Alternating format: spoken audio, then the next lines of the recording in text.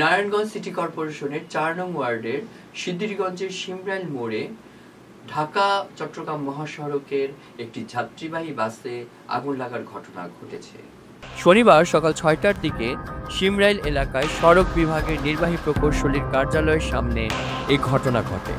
সিদ্ধিরগঞ্জ থানার ভারপ্রাপ্ত কর্মকর্তা ওসি শাহিনুর আলম বলেন, শুক্রবার রাত 10টার দিকে নাফ পরিবহনের মিনিবাসটি মহাসড়কের উপর রেখে চালক চলে যান। রাতভর বাসটি সেখানেই ছিল। ভোরে স্থানীয়রা বাস থেকে ধোঁয়া উঠতে দেখে পুলিশ ও ফায়ার সার্ভিসে খবর দেয়। খবর পেয়ে ফায়ার সার্ভিসের একটি দল এসে আগুন নিয়ন্ত্রণে আনে।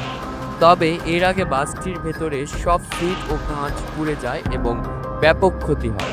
ওসি শাহিনুর আলম বলেন, অগ্নিকাণ্ডটি পরিকল্পিত ছিল নাকি বাসের যান্ত্রিক ত্রুটি থেকে আগুন লেগেছে এ বিষয়ে এখনো নিশ্চিত হওয়া যায়নি।